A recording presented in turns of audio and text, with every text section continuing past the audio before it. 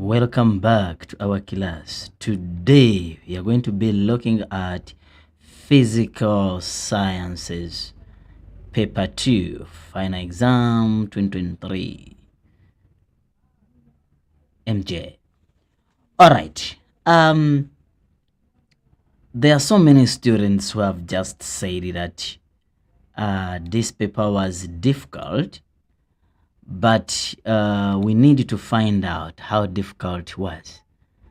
Unfortunately, I may not have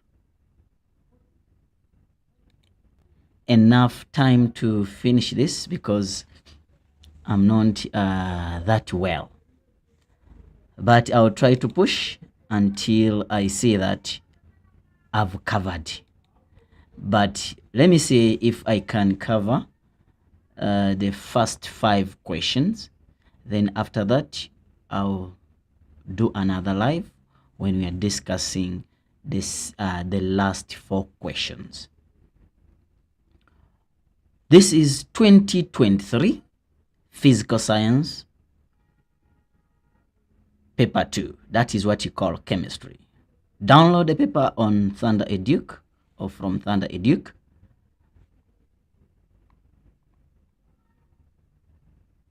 Let's go straight to the first question.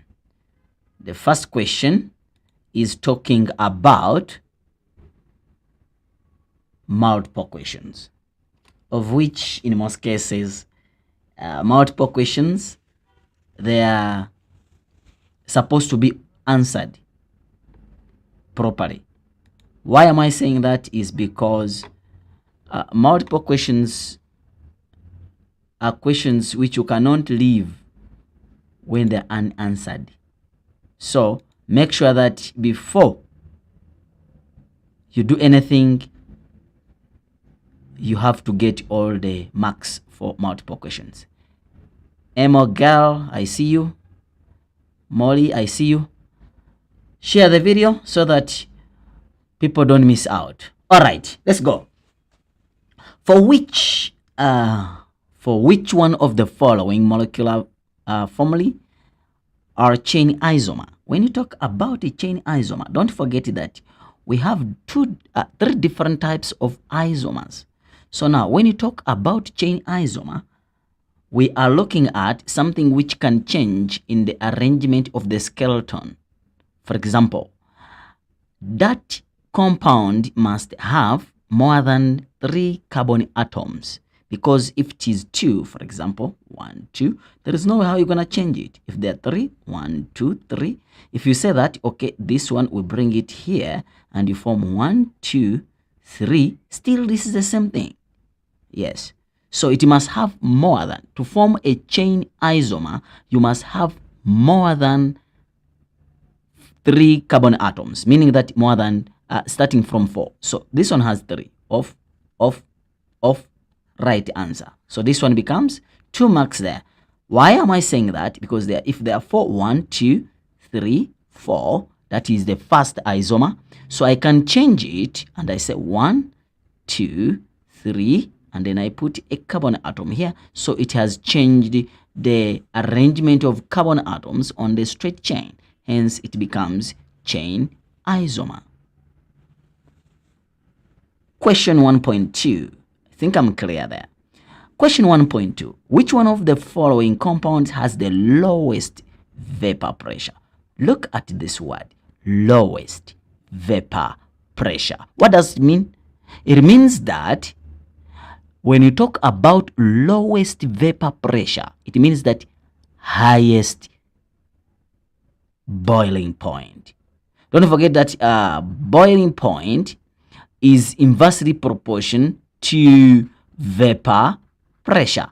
So meaning that this boiling point, if it is too high, the vapor pressure is going to be low. So it means that we are supposed to look at these compounds, which one has the highest boiling point, so that I can get the lowest vapor pressure. But which factors cause these species to be having the lowest vapor pressure or the highest boiling point? You have to look at the forces of the intermolecular forces of attraction, London force, dipole, and then hydrogen bond. So you have to look at those ones.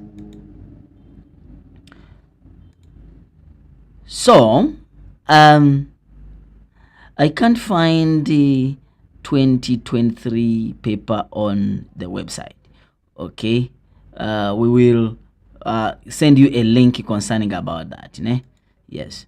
All right. So we are saying that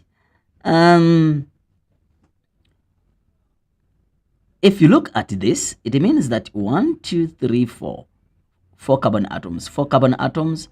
These are 3 carbon atoms. These are 3 carbon atoms. These are 2 carbon atoms, but they have a unique character. This, however much these are 4, they only have London force because there is no hydrogen. There is no oxygen anywhere.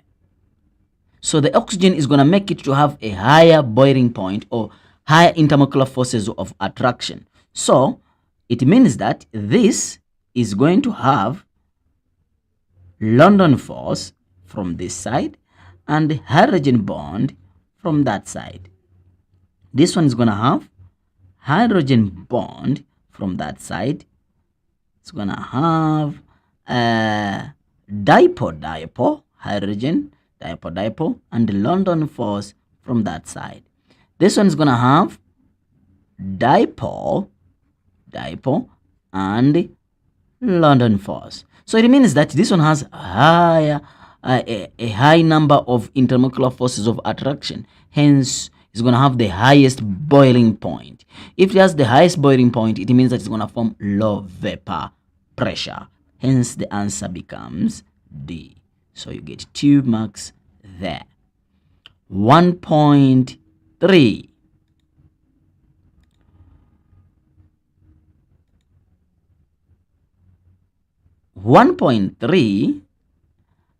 Is saying that just a moment. 1.3 is saying that the type of organic compound formed when haloalkane is heated in presence of concentrated solution of the base of base is an, what is it? Now, as long as there is no acid or there is no water in it, then the type of if it is haloalkane, the type of reaction which is going to take place is going to be elimination. What are you eliminating? You are eliminating this halogen. So the moment you eliminate halogen, you form a double bond. Hence, this one is going to be the most correct answer. So you get your 2 marks there. Then we are saying that excess hydrochloric acid, yes, look at this word, the word excess. It means that this is not going to be a limiting factor. The word excess is enough to take you off. But they're saying concentrated excess hydrochloric acid of concentration 0.1 molar or moles per decimeter cubed react with 2 grams of magnesium under different conditions. Which one of the following combinations of conditions will produce the largest volume? So they are not talking about the fastest rate. They are talking about the largest volume. However, they are including this in the first minute, meaning that the fastest reaction. So because of that, saying that in this specific period of time, the first one, then automatically they are looking at the fastest reaction. So you look at the factors which factor affects the rate of reaction. In this case, we have temperature, and then we have how much the compound is divided. So granules are bigger than the powder. If they are powdered, it means that the chemical can reach on them more than here. An example, when you are eating You break down the food so that the enzymes can reach that food more than when you have not what? Chewed them. So if you chew the food, you are breaking it into smaller particles so that the reaction for you to become full is faster. Anyway, let's go. So they're saying that now anything which has powder is going to be faster. So this and this. So this is out. So always use elimination method to answer questions concerning about this. Ne? Elimination methods are the best. So now I know that this and this can't be the answer. So now I will look for which one has the highest temperature. So this is out. I get the correct answer. So C becomes the most correct answer. Let's go to 1.5. The diagram for chemical reaction is shown below. Okay, we are seeing the diagram. What are they saying? Which one of the following combination is correct for forward reaction? So now you have to understand here the concept that they are looking for forward reaction. If it is a forward reaction, and then this is the forward reaction, the one which goes here. They are not saying reverse reaction. So then we look at this. They're saying change in enthalpy change. Enthalpy change is final heat. Yes, minus initial heat. All right, final is here, is X. And then this is initial. So it means that X minus Y. So anything which doesn't have X minus Y is out. Let's go. Okay, they are saying X minus Y, X minus Y, Y minus X, out. Y minus X, out. You see? So you're saying X minus Y. So now they're saying that, okay, so it means that either it is this or is this. Let's go to activation energy. Activation energy, when you go back here, activation energy is the energy from the beginning of the reactant to the highest part of the graph. So it means that here I'm gonna have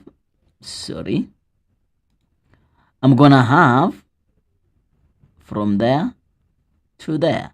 So that is going to be our activation energy. So if that is our activation energy, so it means that our activation energy is going to be, just a moment, technology.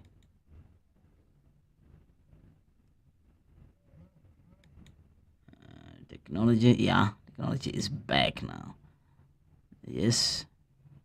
They're saying that activation energy, they are saying that is from, is gonna be Z minus Y. Yes, so that's going to be activation energy, Z minus Y. So we come here, we look for Z minus Y. So if we don't see Z minus Y, is out. So this is out. This is Z minus Y. This is out.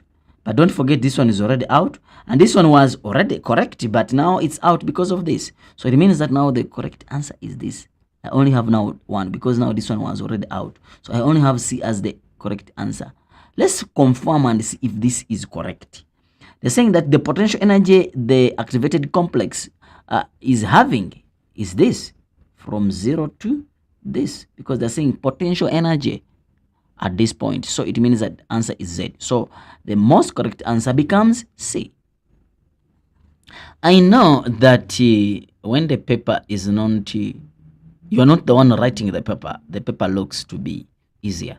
And if sometimes if someone is discussing it, you say, this paper was easy. But when you sit on that paper, you feel it hot. So don't just watch videos and think that the papers are always easy. Try to practice them. You will see that they're not easy, and you will need to practice as many questions as possible. Let's go to the next question. Consider the following reaction that reaches equilibrium in the beaker. You know, students are always having problems with reading these. Okay. The chromate is reacting with the hydrogen ion to form dichromate plus water. Few drops of concentrated sodium hydroxide are now added to the beaker. Which one of the following combinations correctly identifies the disturbance on the system, and the system responds to disturbance? Okay, here we come here and we look at this. What are we looking at? What do you add? You added the sodium hydroxide. When sodium hydroxide is ionized, it's going to form sodium ion plus hydroxyl ion. Yes. All right. So when you add the sodium ions or hydroxyl ions, yes, this is going to react with that to form H2O. Yes. When this reacts with that, automatically, what is going to happen is you are taking away this from the system. So automatically the system is supposed to react in such a way that it brings back what you have taken out. When you come and take my money, I have to fight and I see that my money is back. So I have to go to that direction of bringing back the situation to normal. In life science, we call it negative feedback mechanism. Here, we call it reinstates so that equilibrium is established. You understand? Yes. So if you're doing life science, we call it negative feedback mechanism. So the equilibrium is what we call homeostasis in terms of the system of the human. So in terms of the system of chemicals, we call it equilibrium. So I'm just bringing that if you're doing life science so that you understand better. Yes, you understand what? Better. All right. So it means that the reaction is going to be reversed. And the amount of this is going to reduce because it's going to react with this to form this. So we come here. Reversible reaction. This is out. This is out because we said reversible reaction is going to be favored. But the hydrogen ions is going to reduce. Let's see, this one decreases. Since out, then this one becomes the most correct answer. So the answer is going to be B, and you get your 2 marks. Let's go to question 1.7. According to B.Saidi theory, the conjugate base is formed when? Is formed when? Conjugate base is formed when? Okay, the proton is added to the acid. A proton can't be added to the acid because it's already acid. Don't forget that acid is a proton donor based on him, but based on this person is a proton donor, so it can be added. So that is out. Then they're saying that electron is added to the acid. Electron is added to the acid. No. Don't forget that an acid is a substance which can release, which give out electrons, and that is based on Arrhenius. So out, because they are saying based on this. And then they're saying is added, so out. Proton is removed. Proton donor is removed, meaning that it donates. So the answer could be this. Electron is removed. This is not based on Rory. This is based on Arrhenius. So the correct answer becomes that.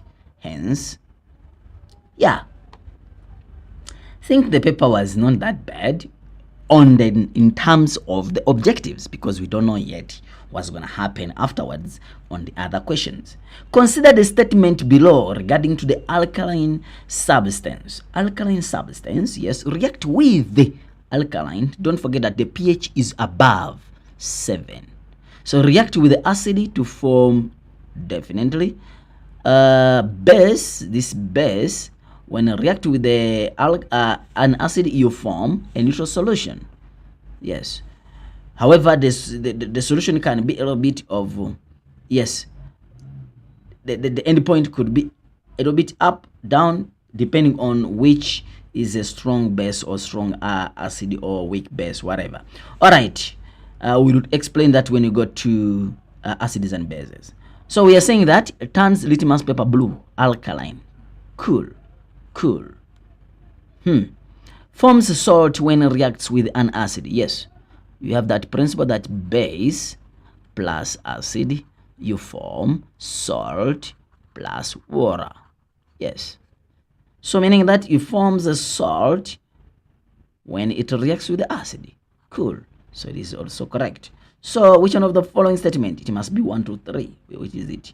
It is A. So the most correct answer is A.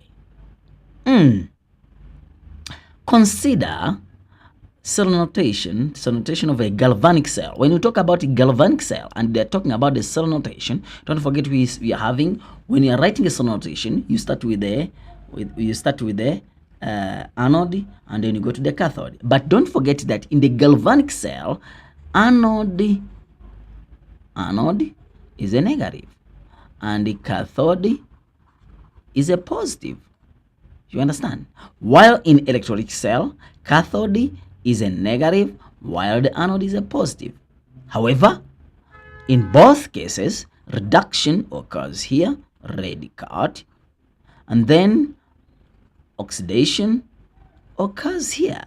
Yes, an anode we find there oxidation. All right, let's go. Which one of the following equation represent the half reaction taking place at the positive electrode?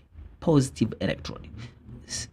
Positive electrode is the cathode. This is the anode, and then this is the cathode. So it's gonna be silver receives electron, and then you form silver solid. It means that there will be an increase in the mass of that cathode. Hence, A is the most correct answer. You get your 2 marks. Let's go to question 1.10. 1.10.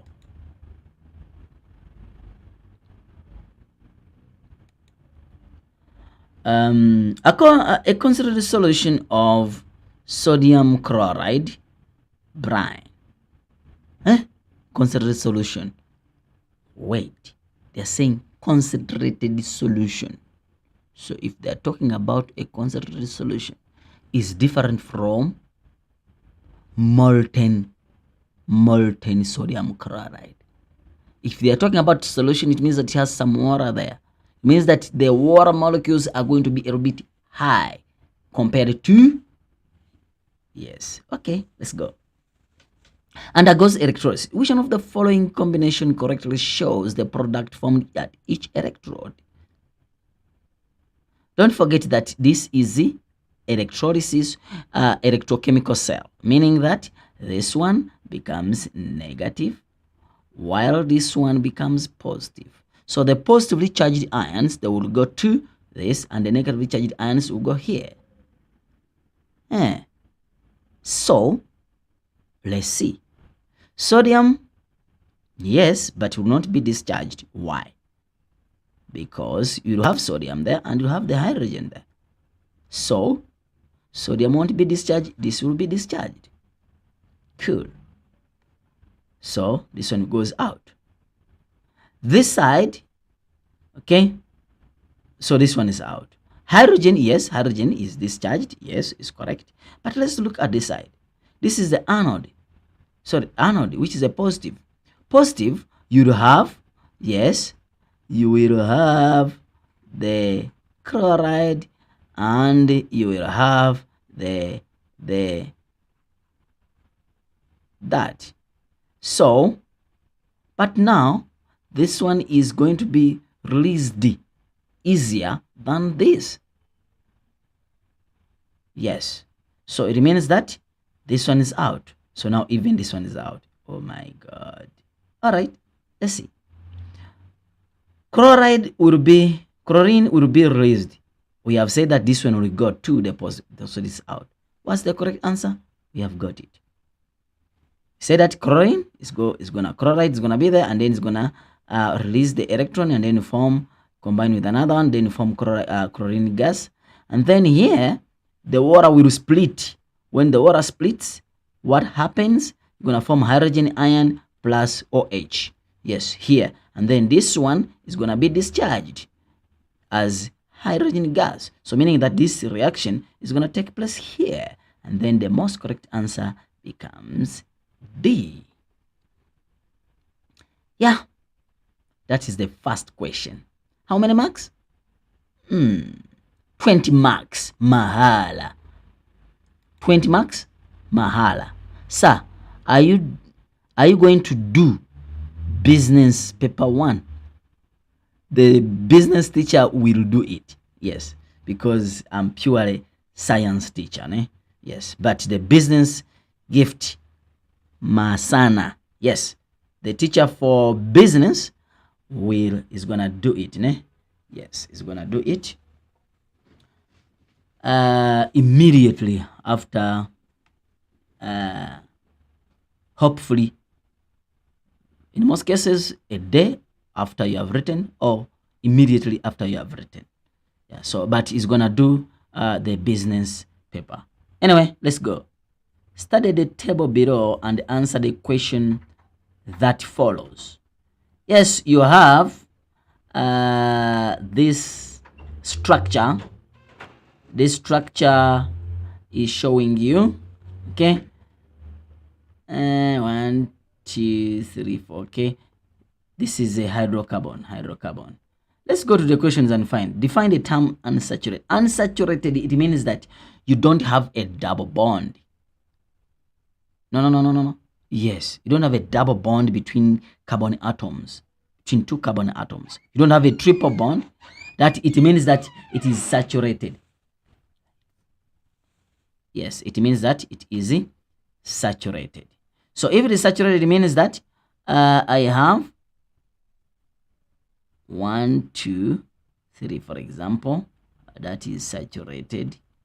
But if it's unsaturated, you have 1, I have a double bond somewhere, or I have a triple bond somewhere. So what is define the term saturated hydrocarbon? Is a hydrocarbon a compound which is made up of hydrogen and carbon only, with double or triple bond between the carbon atom, or is a compound which has a double or a triple bond between two carbon atoms. Simple.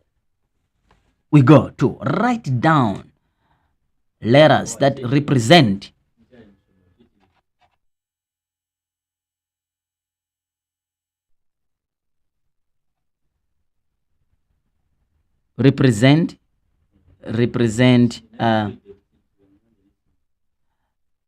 they're saying that letters that represent unsaturated compound. If you come here,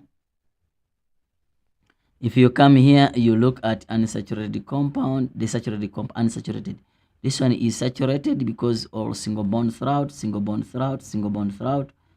This one is also single bond. What about this one now? This, and this. There is a double bond here. Look at this. So if we say 1, yes, 2, 3, 4, 5.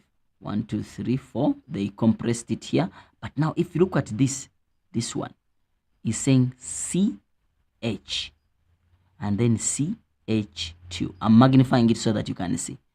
This carbon has only one hydrogen, and this one has 2 carbon. It's supposed to have 3 if it has a single bond throughout. So it means that it's going to be 1, 2. So basically it's going to be C, 1 carbon, and a double bond. Yes, another hydrogen and another hydrogen, and then here you form this species. You see? So it means that that is the species you're gonna form, of which is gonna be 1 2 3 4. Correct.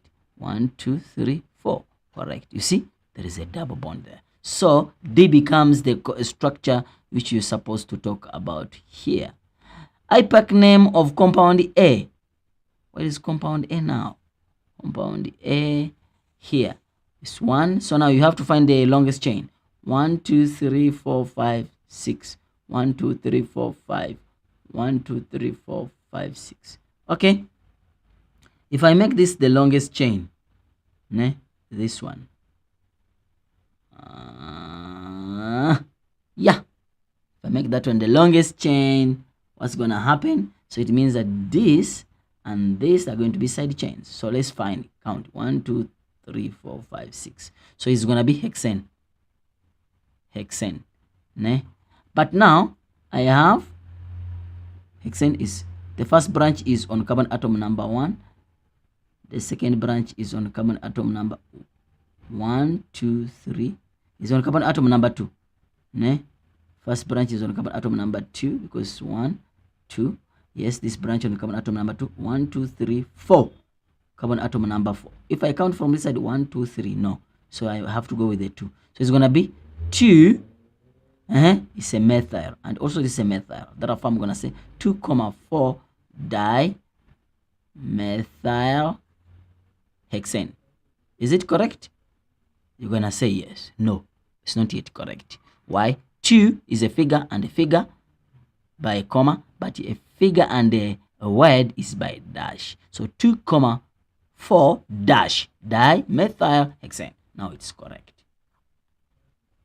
So that is how you're supposed to write it. IUPAC name of compound A, we are done with that. IUPAC name of position isomer of B. Where's B now? Okay, this is an alcohol. 1, 2, 3. Yes. So when you talk about position isomer, you see now, yeah, it can't be a structural isomer. It can only be positional isomer. It can't be structural isomer. Why? Because it's not more than 3 carbon atoms. It only has 3 carbon atoms. So if it's 1, 2, 3, and then alcohol here, so it means that what you're gonna do is just to change this primary alcohol into a secondary alcohol, then you have formed an isomer. How do you do that? Change this, bring it there. Bring this hydrogen this side. 1, 2, 3. Bring alcohol here, and then the rest of the hydrogen. The structure is done. Simple. Simple. Then we go to the next question. IUPAC name of IUPAC name of compound D. Where is compound D? Is this one which we talked about. So is 3 is 1 plus 4, then a 2. So I'm gonna have, it said is 1 CH3, and then these ones are 4 of them. 1, 2, 3, 4, and then a double bond there. So it's like that. If you look at it here, let me just clear here so that you understand it. 4 of them plus this, that's 5, 6, 7. So meaning that C is gonna be heptane, but it has a double bond, so it is gonna be in. So hept in. But what's the position of this double bond? Is on carbon atom number 1. So it's gonna be hept 1 in. Simple. Hept 1 in. So you get the marks. How many marks are there? 2 marks. Mahala. Let's go to question. Question. Which balanced equation of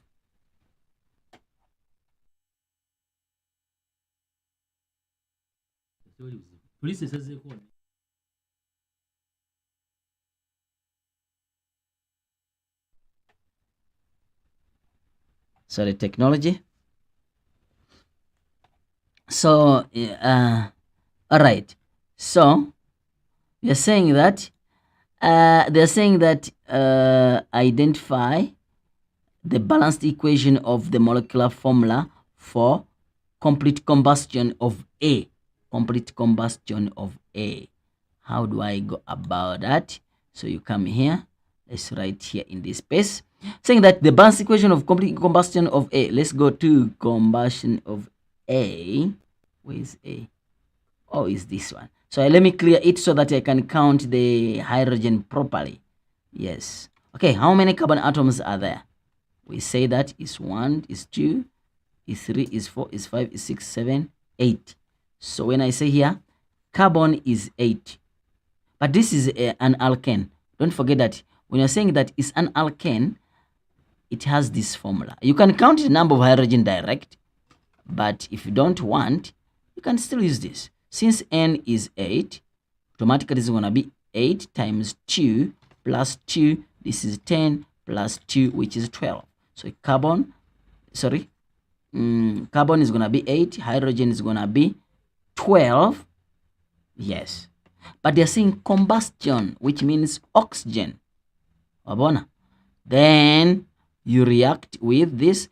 Always when you talk about hydrocarbon burning, we only produce one product. That is carbon dioxide plus H2O. So this is a liquid, this is a gas, this is a gas, this is a gas. This can also be a gaseous form because it is hot. It's hot. So you won't be able to see water there. You just have to see steam. Yeah, steaming. Yeah, steaming. All right. The most complicated thing here is balancing the equation. And this has been a problem for students from grade when they get to know what is called chemistry until they finish their university. Yeah. Anyway, let's try to balance. Carbon, how many carbons do I have? 8. This side I have 1. So I'm gonna have put 8 here. Cool. If I put 8 there, what's next? What's next? So if I put 8 here, hydrogen 12. Hydrogen here I have 12. Here I have 6. I have 12. I have to put 6, so it's gonna be 12. Now the most complicated answer here, the most complicated problem here is the oxygen.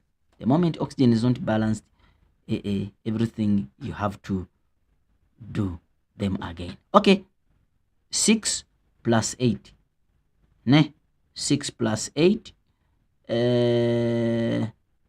Wait, something is not right here. Something is not right here. You know why? Yes, I'm just seeing it here. That I didn't add here. I did add. I said this is 10 is 10 plus 2, which is 12. It's not supposed to be 12. 12 plus this 8. Is it? Yes. Is 8. 8 it's 16, 16. It's not 10. This is not addition. It's multiplication. Is 16 plus 2, which makes it 18. So this is 18, not 8. All right. Now we have to rebalance. You have to rebalance here. So it means that you have 18 here. Here carbon. If I put here 18, it's too much, I have carbon. What's happening now? It's not carbon. This is 8. Hydrogen is the one which is 18. Hydrogen is 18. Ask is all right. Hydrogen is 18. Carbon is 8. Cool. Hydrogen is 18. So what am I doing here? What am I putting here? If I put 9 here, the moment you bring 9 here, this oxygen won't be able to balance. Anyway, let's continue and we see. So now you have oxygen here is 9 plus 8. How much is that? 9. But this 8 is times 2. So it is 16 plus 9, which gives me 25. This side I have how much? See, if I put a 12 here, it's going to be 24. 1 is short. So what am I supposed to do? Let me increase. Let me put a 2 here. Yes. So I have 16. 16 carbon. And then now I have increased the hydrogen. So hydrogen is going to become 18 times 2, which gives me 36. Okay. Now, if I have 36 carbon, hydrogen, how much do I have this side? So what am I going to do? I'm going to increase this to 18. So that is 36. So if I have 36 here, I'm going to have, yes, 18 oxygen here. Now, how much I'm supposed to put here? Because now this carbon is 16 now. You see, it's 16, but here I only have 8. So I have to increase this to 16. Yes, that's what you call balancing. 16. Yes. Let's see. 16. Yes, 16. So now it means that here I have I have 18 oxygen. 16 times 2 is 32. 32, yes, plus this 18. So is 18. This is 0. This is 5. So it gives me 50. So now if that is 50, then how do I make this oxygen 50? So I'm gonna make this oxygen 50 by putting a 25. I think it's balanced, ne? Yeah, ne? Yeah. So now let's go back and see how this is balanced. I know that balancing is a problem to everybody. Yes, everybody. Yeah, who is writing a paper. Why? Because you are rushing. So that is 2. We say that is 2. So we say that this is 25. Yes, we say this is 25. 25. And then we say this is 16. And then we say this is, let me remove this one. This is 18. Yes. Yes, I think it's balanced. This is 16. And then this is 50. And then this carbon, this is 36. Hydrogen is 36. So I must have the same order. Carbon is 16, you see. 16. So this one is correct. And then oxygen, let me go to hydrogen first. Hydrogen is 36, you see. 18 times 2 is 36. 36, so correct. I have to look for 50. If I don't get 50, then I have to change until I get them balanced. Okay, 16. Yes, this is 16 times 2 is 32 plus 18 here. Yeah, it gives me 50. So it means that it's balanced. So you see, I always advise my students that when you write these equations, make sure that you write. If you see that the balancing is a problem, first leave it, continue, and then you come back and see if you can balance it. Ne? See if you can do what? You can balance it. If you see that you can't balance it, ne? Then balance when you are done answering other questions. Or otherwise, you're going to spend a lot of time just for 1 mark, and then you could have got other marks somewhere else. Yes. So basically, that's how you're supposed to write that equation. Yeah, I think now I see that, yeah, someone said that this paper was difficult. Maybe found that question and then killed him. All right, let's go. Formula. This represent two compounds that are functional isomer of each other. All right, what is a functional isomer? A functional isomer is a molecule which has the same molecular formula but different. Remember, functional. What is different is the functional. Structure, what is different is the structure. Ne? You see? Position, what is different? Position isomer, what is different is the position of the functional group. So here, the functional isomer, what is different is the functional group. Molecules with the same molecular formula but different functional group. Example, we can talk about aldehyde and ketones, esters and carboxylic acids, alcohols and ethers, but we don't teach ethers here. Ne? Yes, so all those are functional isomers.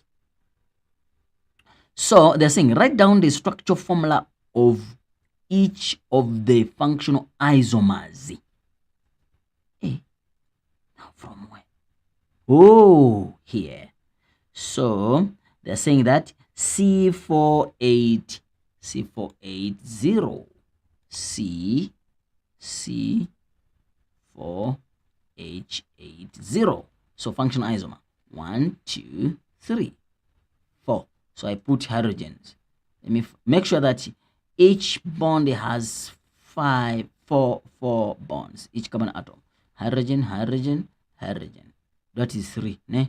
So 3 gone. Hydrogen, hydrogen. So plus 2.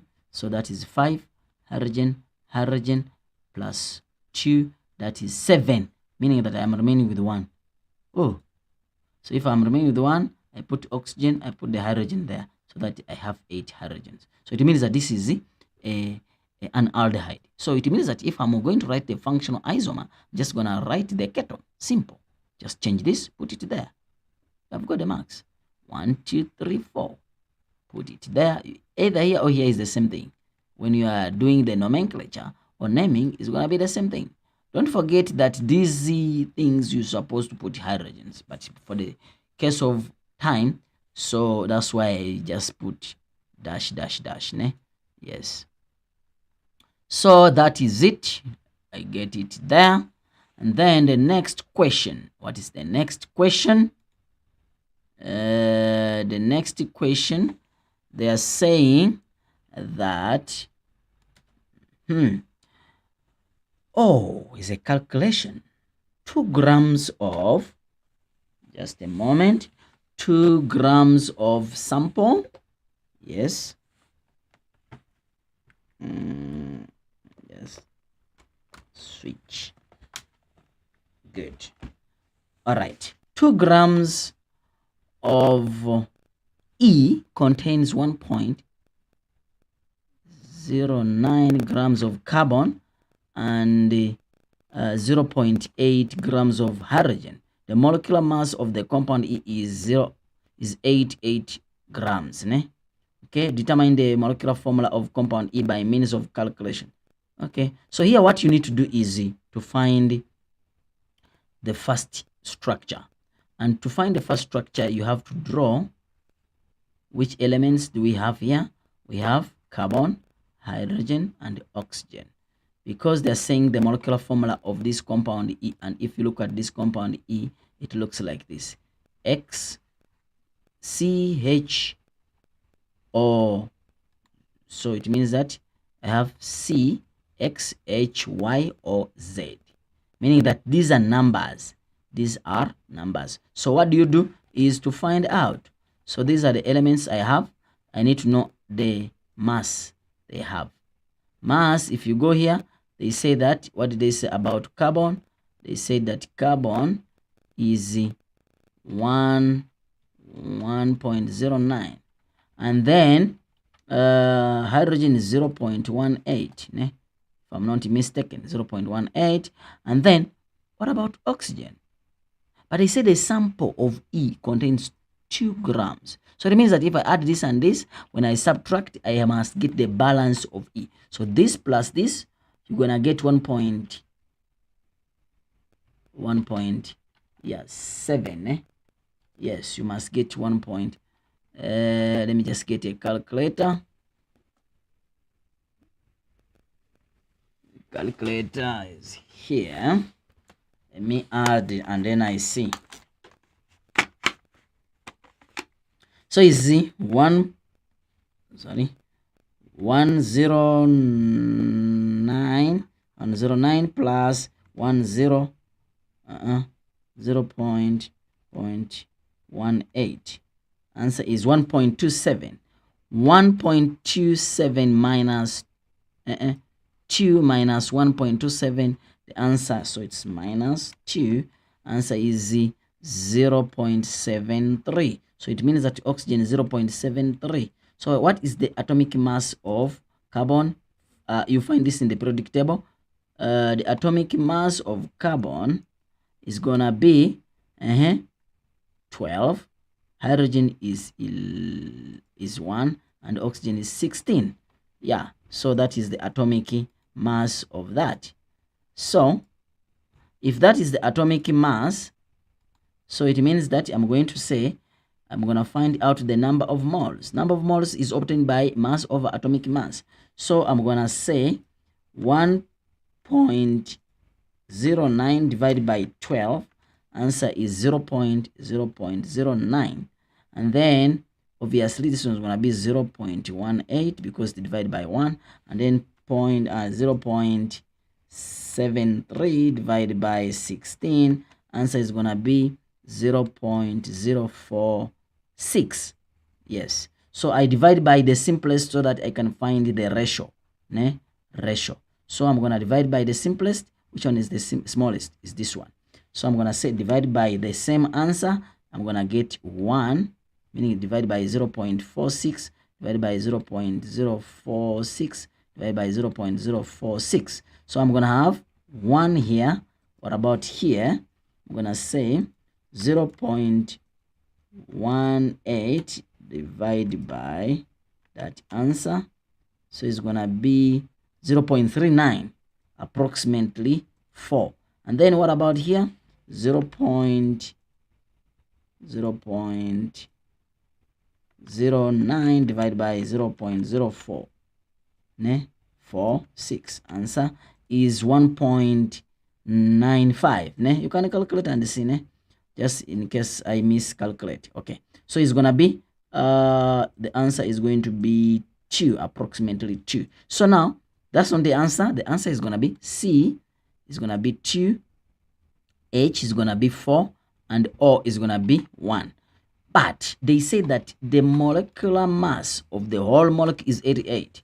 So it means that I have to introduce here the number of moles and equate them to 88. So remember we said that hydrogen is 12, yes, times 2 plus 1 is carbon is 12, hydrogen is 1 times 4, and then oxygen is oxygen is 1 times 16. So when you add here is 14, is 4, yeah, this one is 16, so this one goes here 20, yeah, 20, 30, yeah, 44, meaning that 44, all this is n, né? So 44n is equal to 88. So divided by 44, divided by 44, 44 here. So n is equal to 2. That's not the answer. So the final answer is gonna be, therefore, remember n is equal to 2. So if I have C2H4O, and then we are saying that n and n is equal to 2, then automatically I'm gonna have this structure, which is C. This C is times 2, so it's gonna be 4.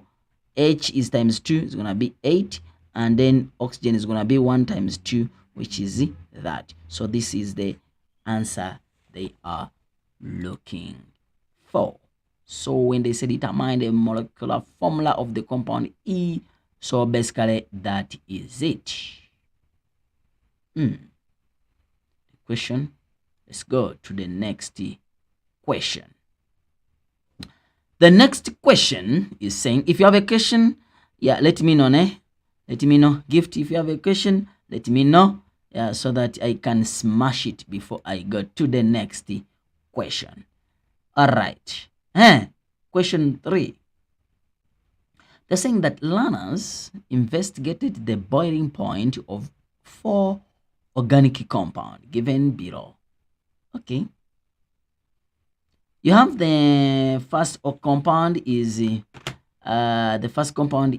butanone. You need to first analyze this. The good thing is these ones, they have the same molecular mass. What about these ones? Sorry, they don't have the same, but this one is an alcohol, this is an alcohol, this is a carboxylic acid, this is a ketone. Now, okay, that's fine. Define the boiling point. Boiling point is the point at which the vapor pressure of that liquid is equal to the atmospheric pressure. So it's a point. Don't say that is when. Don't just say that boiling point is when. The boiling point of when is the point at which the vapor pressure of that liquid is equal to the atmospheric pressure. That's when the boiling. There is a difference between a boiling point and boiling. Ne? Yes. So if the question comes and is asking boiling, define boiling. If the question is asking boiling point, so make sure that you define boiling point. So the question is saying which compound butane 1-ol or 2-methyl propane will have the highest boiling point. Here you look at these two. When you're saying that butane 1-ol is this. This and this, these two are isomers. Ne? Yes, the isomers. And this one has a straight chain while this one has a branched chain. Based on the factors which affect the boiling point, melting point, vapor pressure, to find out that the one which is straight is going to have a higher boiling point and a low vapor pressure because of the stronger intermolecular forces of attraction, as long as the mass is the same. So this one is going to have a higher intermolecular forces of attraction, which will require more heat to be broken down, hence a higher boiling point. Why? Because the molecules are packed. Therefore, there is strong intermolecular forces of attraction compared to the one which is branched. Hence, butan 1R is going to have a higher boiling point than 2-methyl propan 1R. Let's go to the next question. PQR and S below were obtained from results of investigation. X represents specific temperature. Okay. X represents specific temperature. They're saying that the first question, which physical property is represented by temperature X? That's boiling. Because they're talking about boiling, heating, boiling. So now, they're asking you which graph PQR and S represents butanone, propanoic acid, 2-methyl propan 1R. So here, you have to know which one has the strongest intermolecular forces of attraction. If you look at this one will have London force and dipole. This one will have London force and hydrogen bond. This one is going to have London force, hydrogen bond, and dipole. This one is going to have London force and hydrogen. But this one is a branched, but this one is straight. So this one is going to be number 1 in the temperature, highest, followed by, don't forget that hydrogen bond is stronger than London force. So this one than London force, and also stronger than dipole. So the butan 1R is going to be number 2 in the temperature, and then it's going to be 3, and then it's going to be 4. So let's go and find out. Let's go and find out which PQR and S, butanone, okay, is butanone is going to be number 4. So the one which has the lowest boiling point. So it's going to be S. So the answer is going to be S. Propanoic acid has the highest. It must be number 1. Highest boiling point. Highest is P. So it's going to be P. And then 2-methyl propan 1R. 2-methyl propan 1R is going to be 3. Number 3 based on this. So it's going to be 1, 2, 3. It's going to be Q. So yeah, that's it. The next question they're asking, give a reason for your answer for this one. For P, why propanoic acid is having a highest boiling point? We say that it has the strongest intermolecular forces of attraction. That is the London force, hydrogen bond, and dipole. It has all the three. Intermolecular forces of attraction. Yes, let's go to the next question, which is the next organic molecule. Question 4. Okay, question 4, what are they saying? Question number 4, they're saying, the following diagram below shows the different organic reactions. Okay. It's showing the different organic reactions. PQR and the PQR are organic compounds. Okay. Reaction 1, 2, 3, and 4. Okay, sharp. Reaction 1. It means that my focus must be on reaction 1. The type of additional reaction.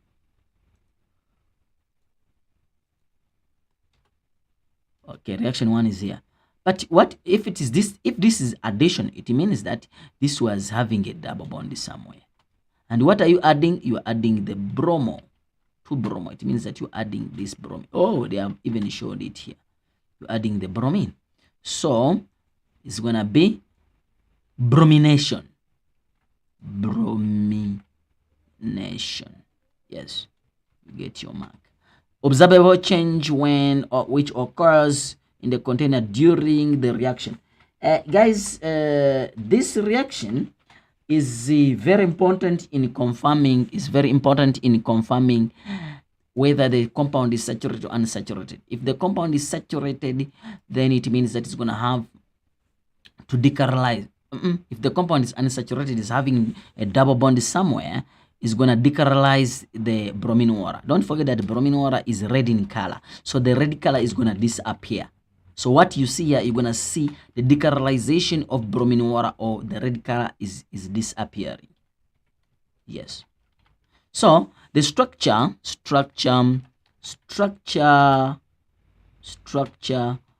formula of compound Q is Q. Okay, say that he has a double bond. But now look, how many carbon atoms are there?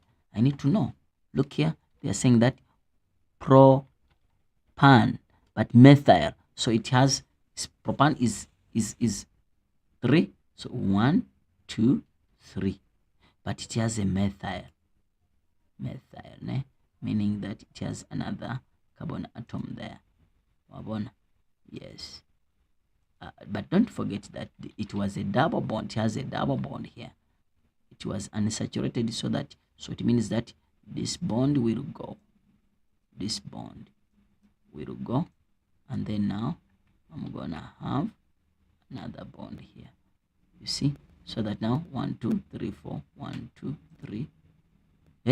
1, 2, 3, 4. Yeah, 1, 2, 3, 4. Yeah, so the reaction is going to be like this, but don't forget to put hydrogens everywhere. Yes. Then you're saying write down the APAC name. Consider reaction 2. What's the reaction 2? Where is reaction 2? Reaction 2 is from the same molecule, but I'm adding hydrogen chloride. If I'm adding hydrogen chloride, write down the APAC name of compound R. What is compound R? Compound R is here, the major product. So if it is a major product, it's going to follow what's called the Markovnikov rule. Yes.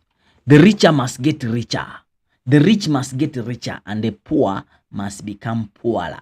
That's Markovnikov rule. If you have more hydrogen, the carbon atom with the more hydrogen will take the hydrogen, and the carbon atom without hydrogen will take the halogen. So the structure was like this. Let me see. Saying this. Okay, sharp. So remember, it was like this. Yes, it was like this. Okay, this one has a hydrogen and a hydrogen. So it has 2 hydrogen, while this one has nothing. So it's like this. So I want to add hydrogen chloride or hydrochloric acid, whatever.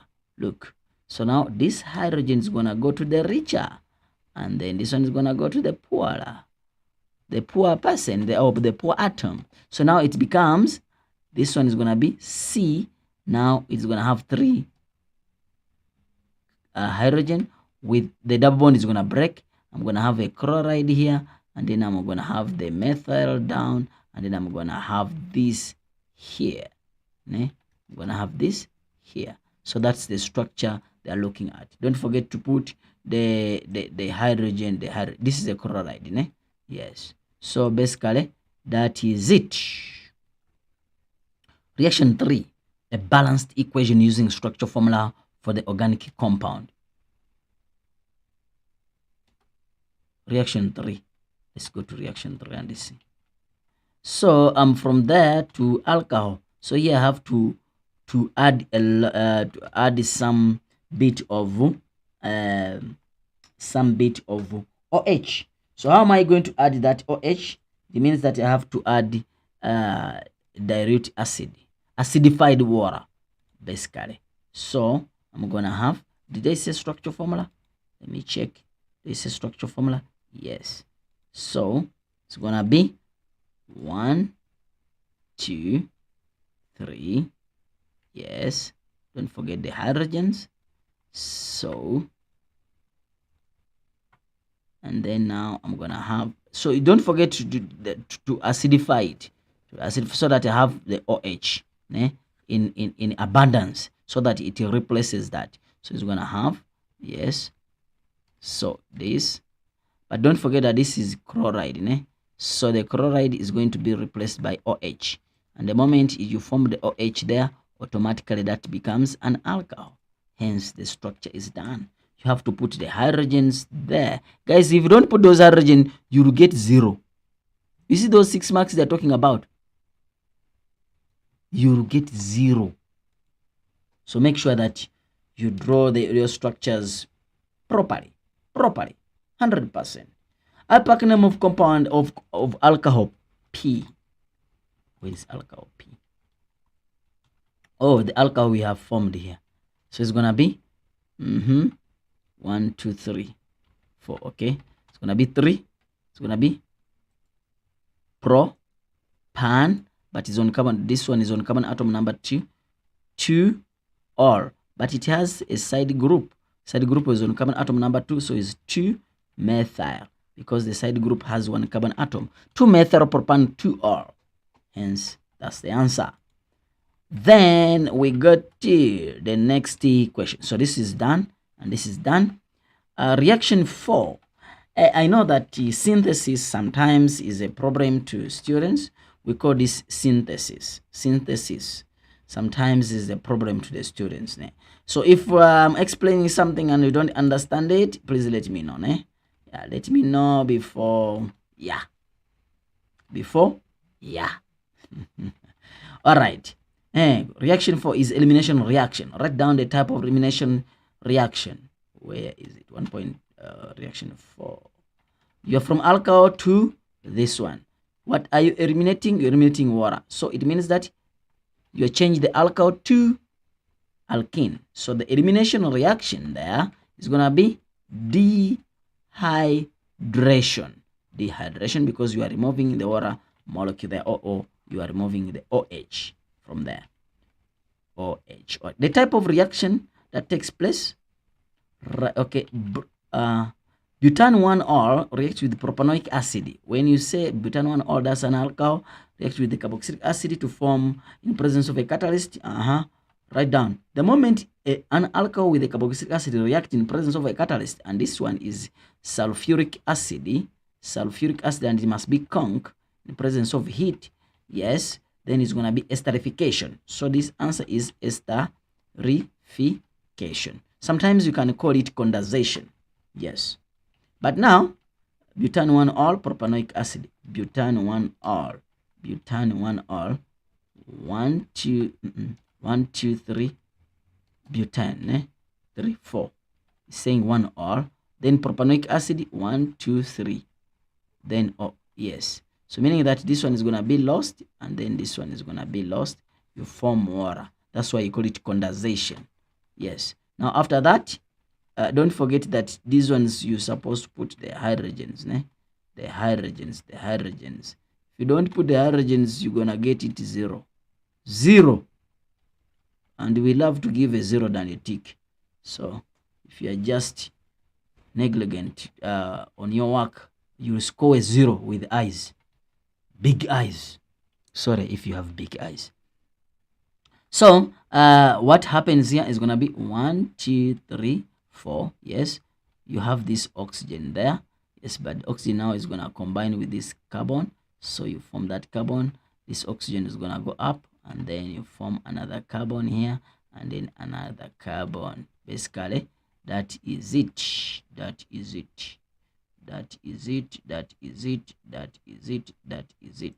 So now, question: how do you name this? Because this is coming from alcohol, then it's going to become 1, 2, 3, 4. It's going to become butyl. And then this one, 1, 2, 3, it's going to become propanoate. Butyl propanoate. That's it. You get your 2 marks. Question 5.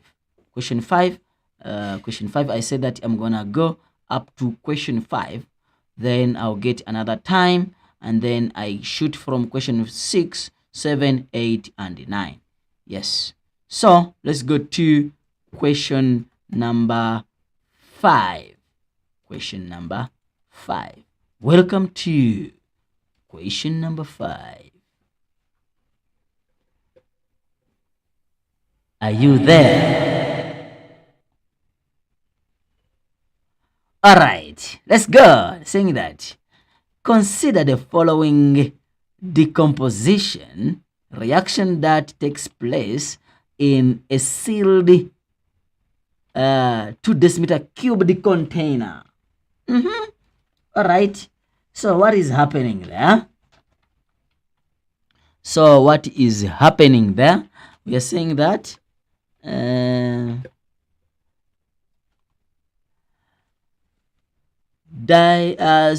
you have dinitrogen tetraoxide. Yeah, I told you that this is the problem with the students. They don't know how to say these chemical names. Dinitrogen tetraoxide reacts with it decomposes to form nitrogen dioxide plus oxygen. The graph below shows the concentration of dinitrogen tetraoxide and the nitrogen dioxide. Okay, sharp. Let's go. It changes to the time. All right. So which one is dinitrogen tetraoxide? Because this is dinitrogen tetraoxide is a reactant, therefore is supposed to be going down, meaning that this is dinitrogen tetraoxide, and then this is nitrogen dioxide. Okay, because this is a product and the product is always increasing, and in most cases the products, they start from 0 and then they go up. Refer to the graph above. Give a reason why A represents a change in the concentration of nitrogen dioxide. Nitrogen dioxide, A. Why are you saying that A? Why are you saying that A? Where is A? All right. Why are you saying that is A, which is this? Is because we are saying that is because A, where is it? Yeah, it's because its concentration is increasing, and here nitrogen dioxide is a product. The concentration of A is increasing because it is a what? Is a product. Yes. Consider the statement below. The rate of decomposition of dinitrogen tetraoxide is half the rate of formation of this.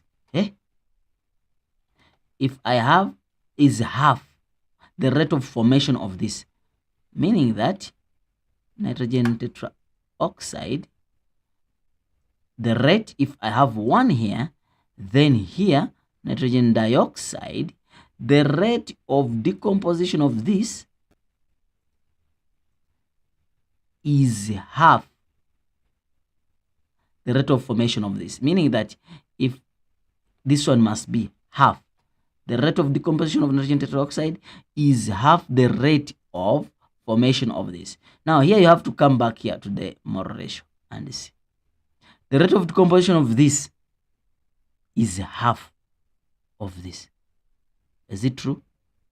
Is this half of this? You come back here. Meaning that if here I have half, yes, here I have 1. The rate of decomposition of these, yes, is half the rate of formation of this. Meaning that if this one is 1, this one is half. Half of this is this. Let's go. Is half of this. Half of this one is 4. Is half of 4 equals to this? Is half of 4 equals to 2? Yes. So the answer is yes. Is the statement true? Yes. Give a reason for your answer. Why? Is because 2 moles of nitrogen tetraoxide produce 4 moles of nitrogen dioxide. Yes, that's it. Calculate.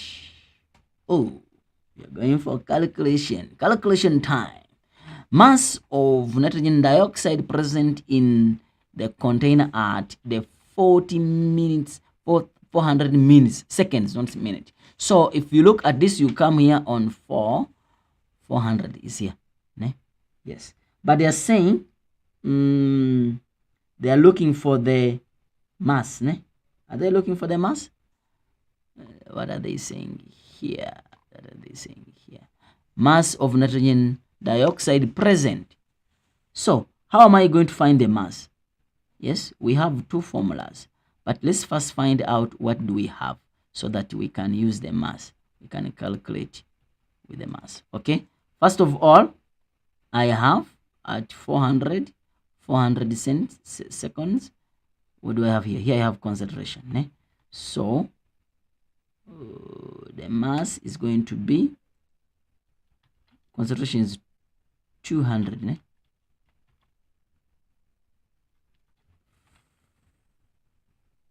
It's 200. It's 200, but it's not 200. Yes, it's not 200. Look at this versus this. So the answer is going to be here. The concentration here is going to be, okay, let me just do like this. Where is the question? Mass of nitrogen dioxide, okay, present. Okay, let me use this space. They are looking for mass at 400 seconds. But if you are saying 400 seconds, let's come back here. They're looking for mass of nitrogen dioxide. Ne? They're looking for mass of nitrogen dioxide. Let's write it here. We are looking for mass of nitrogen dioxide. But now, let's look at it here. The concentration, what's the concentration? Concentration is equal to, we have said is 200. But look here, times 10 power negative 4 times 10 power negative 4. So that is the concentration. And then now it means that it is 2.0 times 10 power negative 2 molar, or moles per decimeter cubed. But now we are looking for mass. So it means that, do we have the volume? Don't forget that mass, or number of moles, is equal to mass over molar mass. Okay. Number of moles is equal to mass over molar mass. Do I have number of volume, number of moles? No. Do I have molar mass? I can calculate it. Do I have mass? No. So, but I can calculate the number of moles. Number of moles is equal to, yes, is equal to concentration over volume. But this must be a molar volume in decimeter cubed. So it means that number of moles is equal to concentration, which is 2.0 times 10 power negative 2, divided by the volume. What is the volume? What was the volume? Let's go back. And they said what? Yeah, they said a 2 decimeter cubed. So it means that I'm going to divide it with 2.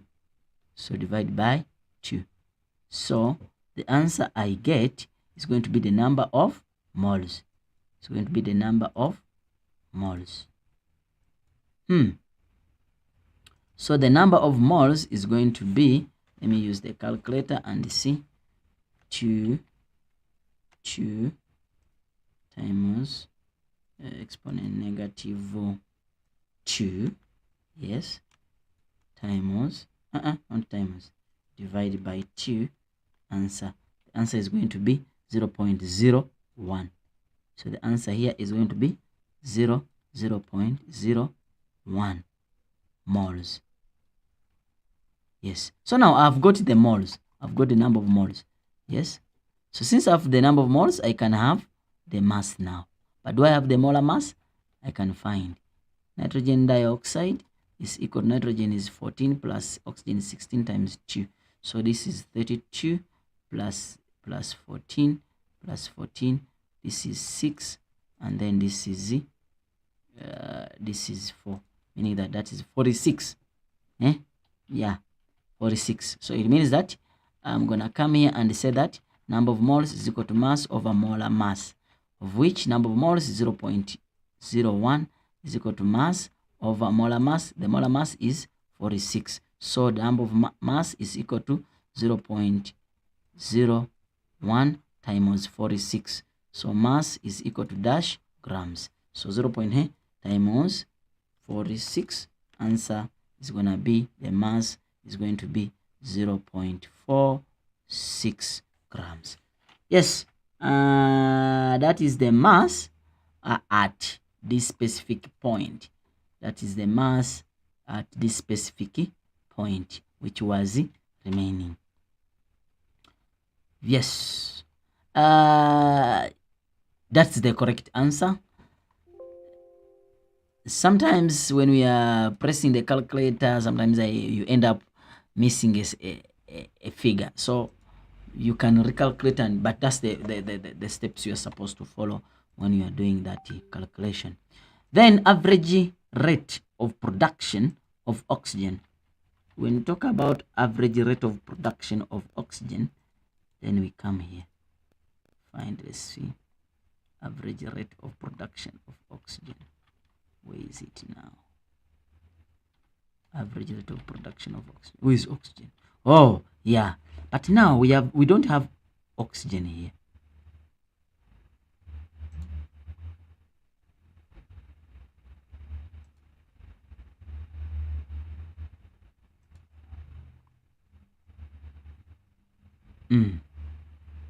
Do we have oxygen here? We don't have oxygen here. But now we can use the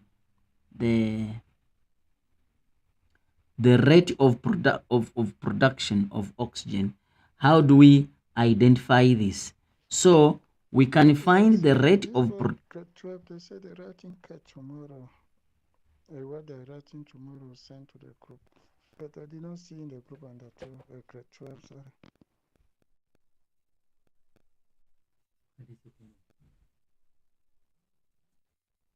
So we are saying that so what we are saying that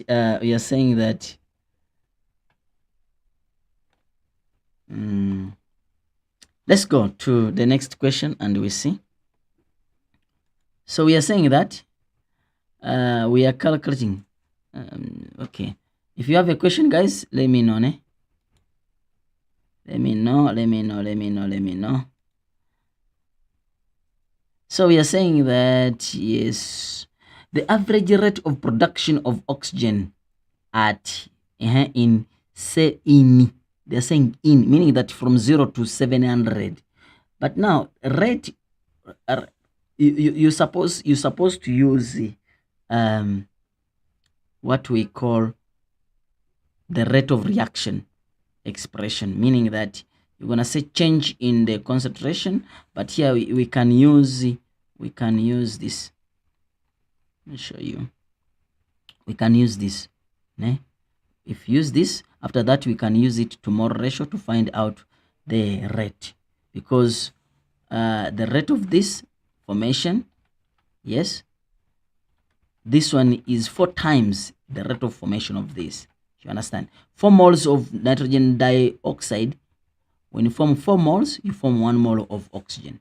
That's the meaning. So now let's come here and then we start calculating.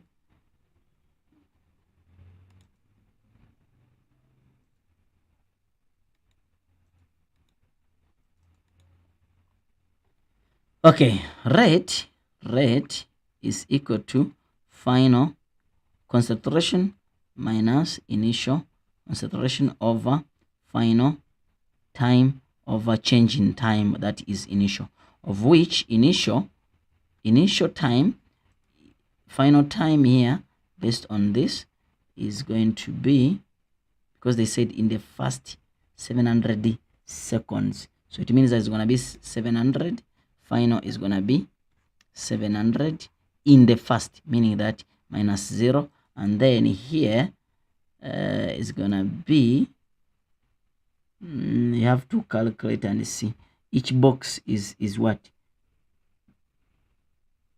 each box is 20, ne? Each box must be 20, 30.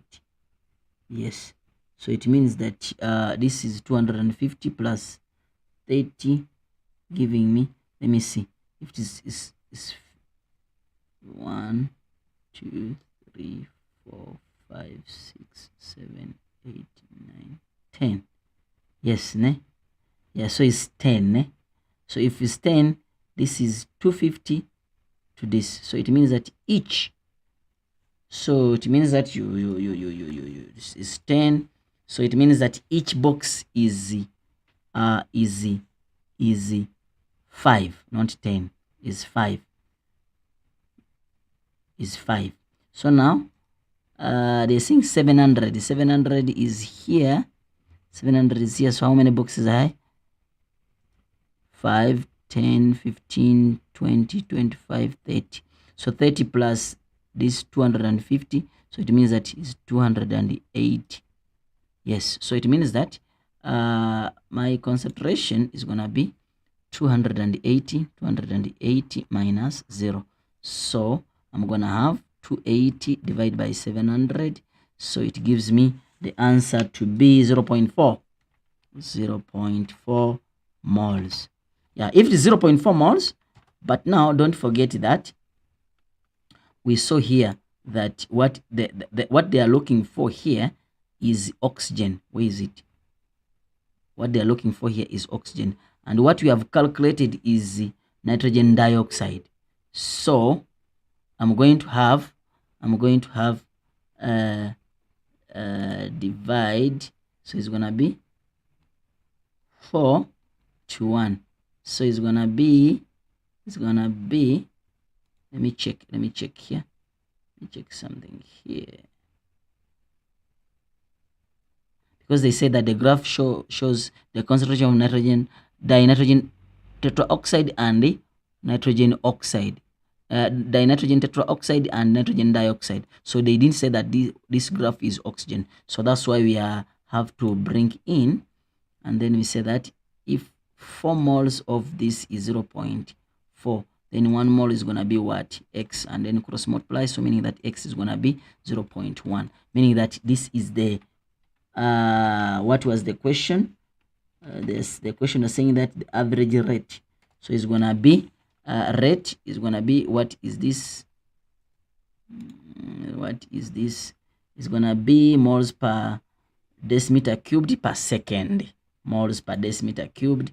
Moles per decimeter cubed per second. Yeah, basically that is supposed to be the answer. And then when you go to the next question, okay, they're saying that Maxwell distribution curve for dinitrogen tetraoxide initially present in container is shown below. All right, the initial concentration of dinitrogen tetraoxide is now increased. Okay, redraw the distribution curve above and in the booklet, and then label it P. When you increase the concentration, the moment you increase the concentration, it means that you are increasing the number of particles. Yes, since you're increasing the number of particles, what is going to happen is you're going to increase the number of particles which are, yes, the number of particles which the rate is going to increase. Therefore, it shifts. Let me explain it like this. The rate is going to increase. Why? Because so it shifts to the left. So the number of particles, activation energy is going to remain the same, but the number of particles are going to increase. When the number of particles increase, it means that the number of particles with sufficient energy also going to increase, meaning that the graph is going to look like this. You see? Yes, meaning that it shifted from here to here.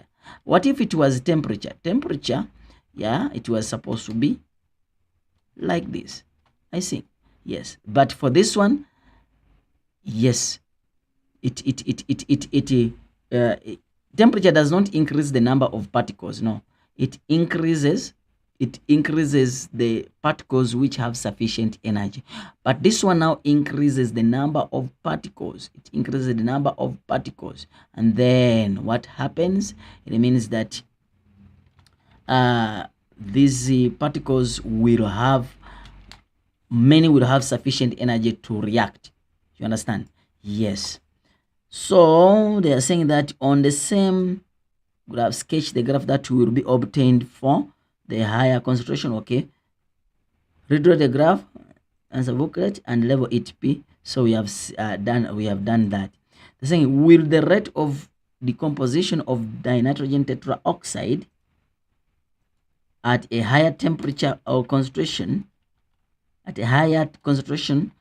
be higher, lower, or equal to original rate of decomposition? Explain your answer. It will be higher than. Why? Because you have more colliding particles. If you have more colliding particles, it means that more particles will have sufficient energy to form products. Hence, the rate of reaction is gonna increase. Yeah, so basically, that's what you're supposed to explain. Question number 6. Question number 6.